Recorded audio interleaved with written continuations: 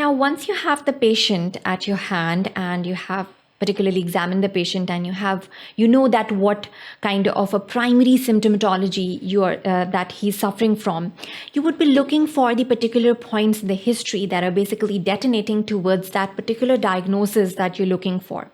So you have this wide range of diagnoses in front of you that we've already discussed, in which we went through the milder causes, the moderate causes, and even the life-threatening causes that you have at your hand, and you want to rule them out. So you would be looking for the essentials of the diagnosis and the key points in the history that you're going to keep in mind. Now, when you look at the history of the patient who is suffering from abdominal pain, it's again very important to ask for the chronicity of the symptom. How long he or she has been having this particular kind of a symptom.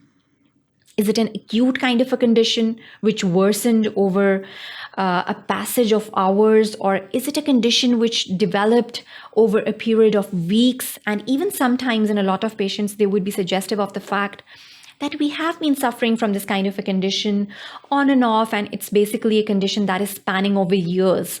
So you would be looking at the history and particularly modifying the fact that what kind of the quality of pain that he's suffering from and what was the timeline of that particular symptomatology. Again, it's very important.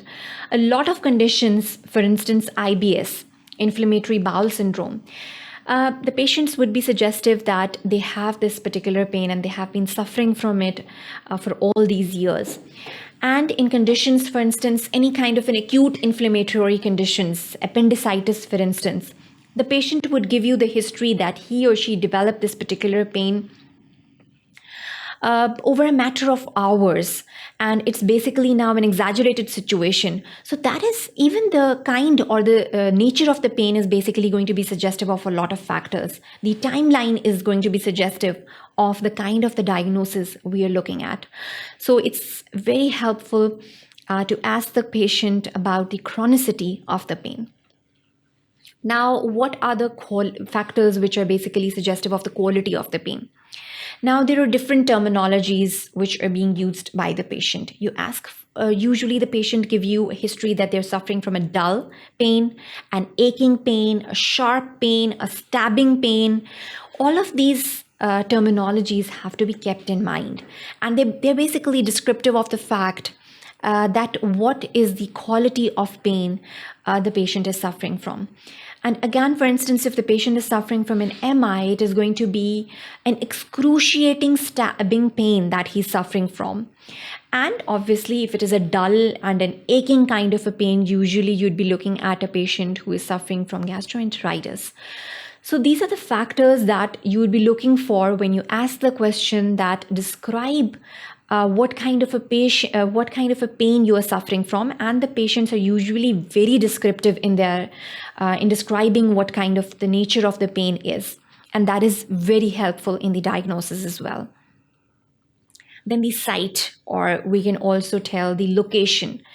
As we said, that we even discussed the different quadrants separately, that the pain in the right lower quadrant is usually suggestive of a patient who is suffering from appendicitis. Then a pain in the epigastrum is usually suggestive of an MI, or even a pain in the left upper quadrant is usually suggestive of a pain in the gallbladder.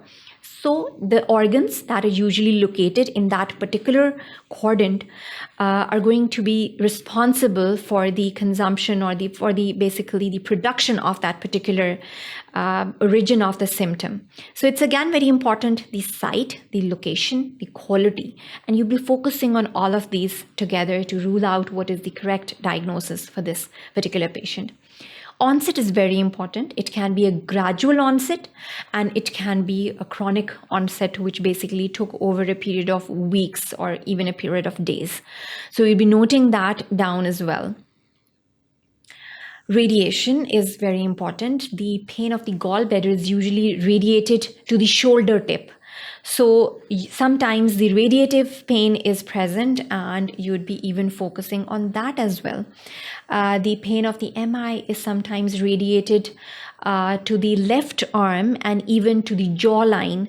So this typical pattern of radiations are basically, again, they are basically related to the embryonic development of these organs. And when you get into the detail of the embryonic development of the heart and all of these organs of the abdominal cavity, that is why the pain is basically referred to those particular areas of the upper arm or even the face. So even you have to basically look for these particular patterns of radiation in these particular patients. Then the frequency of the pain is again very important. How frequent is it? Does it get aggravated with a particular period of time in the day, or with even a lot of patients would be suggestive of the associated symptoms that basically alleviate the pain or even they aggravate the pain. For instance, the peptic ulcer pain is usually alleviated when they take milk. And that is again one of the suggestive factors that milk is basically alleviating or a palliative factor in the pain that is associated with peptic ulcers. So this is again a very important point that you have to keep in mind. The factors that are aggravating, the factors that are palliative, you have to look out for them when you are taking the history in detail from the patient. Associated symptoms, obviously, pain, abdominal pain particularly is associated with a lot of symptoms: nausea, vomiting, and constipation, diarrhea, fever. All of these are basically the associated symptoms that you'd be looking for, and they are again narrowing down the diagnosis for you. They're very helpful. So sometimes the history alone is very suggestive of the fact that this particular patient is suffering from this particular diagnosis. For instance, when we look at the case study of Blake, who is an 8-year-old boy presenting to you with abdominal pain, and all of his baseline investigations, they run to be normal. And you want to carry out some further investigations as well, but on an apparent, the whole complete picture of Blake is basically pointing out towards the fact that he's not suffering from any kind of a life-threatening condition.